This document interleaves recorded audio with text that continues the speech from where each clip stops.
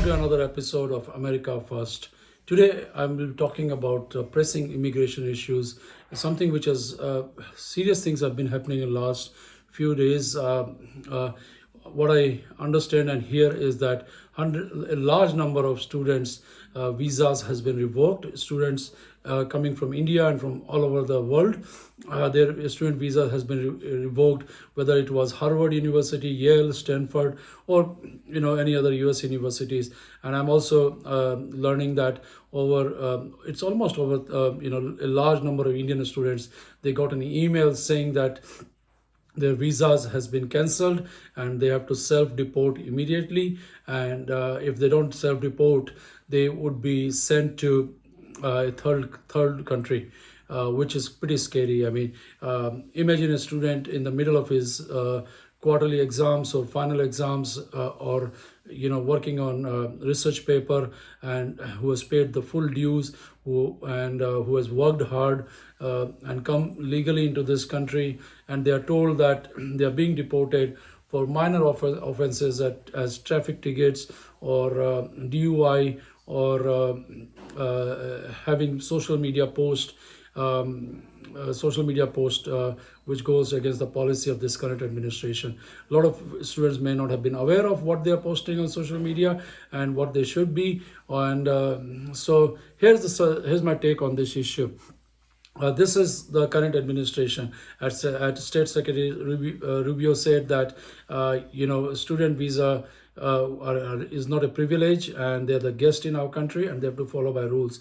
There's a huge shift from the past Democratic administration in how they're approaching this. So understanding the over last year alone, over 300,000 students came to US, and generating billions of dollars for US universities in terms of revenue.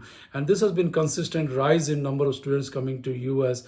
From, of course, there has been a delays in appointment on the embassy. There has been issues around student after the graduation with good skills not getting H-1B visas or OPTs, and all those issues are there, but still large number of students continue to come.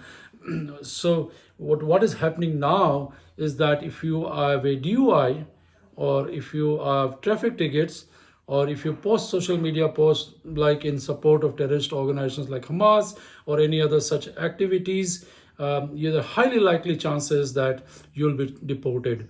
So the student community needs to take care and avoid doing things, and not if you're working outside, you should not be working outside your if you're not authorized to work outside campus, or taking a job in a restaurant or things, or grocery store. You should not be doing this, making those small money, and then losing all your expenses or the fees you have paid and hard work you have done, and it's pretty not a good idea. So students should avoid that and focus on the academics, why they are here, and continue to get their degree and then pursue their next steps. I mean, so this is pretty scary. What I think about this whole situation is that when I was doing campaign for President Biden and for Vice President Harris for the election, I was going to Pennsylvania, Wisconsin, Michigan, New York, and around the country, and I met a lot of community members. And large percentage of them told me at that point in time, in October and November time frame before the election, that we are voting for Trump this time. And the Indian community leaders, they gave me 3 reasons for that this time large number they are going to vote.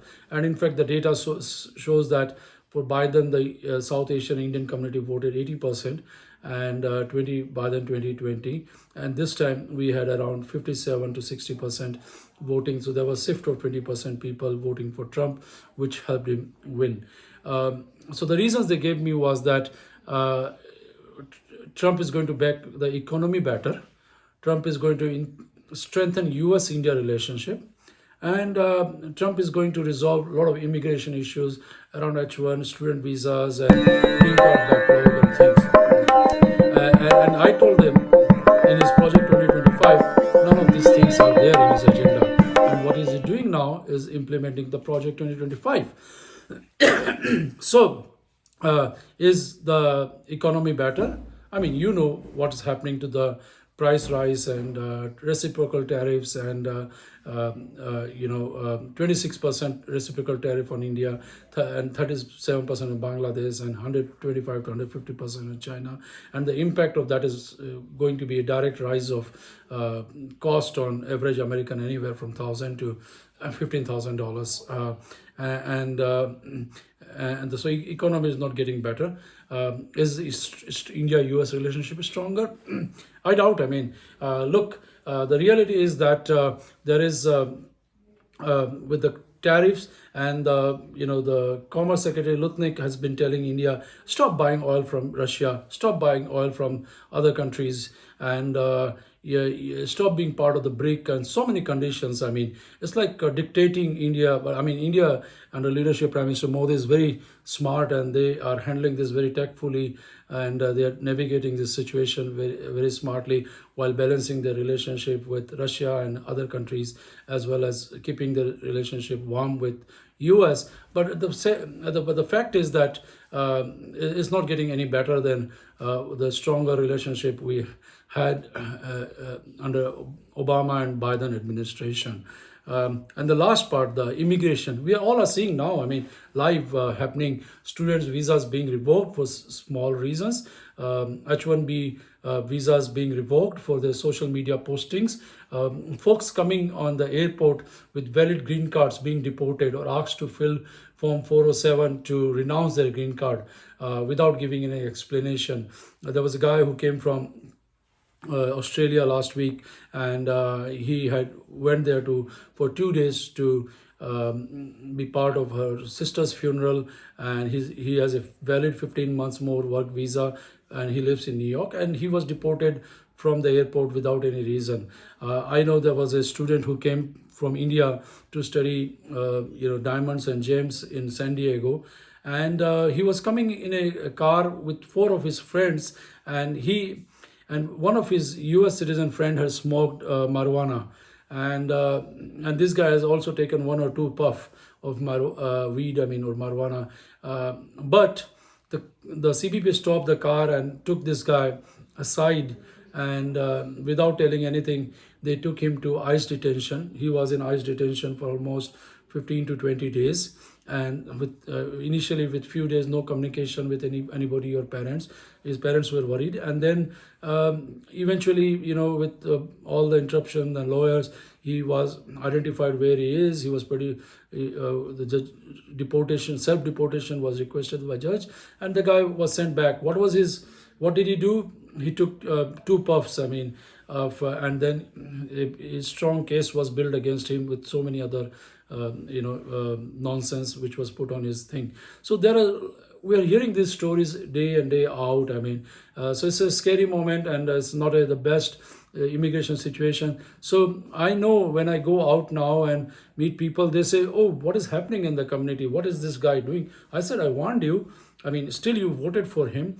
Now we have to face the reality together. But that's what's happening. So my advice to the students and folks on visas is follow the law, follow the rules, follow the employment rules, and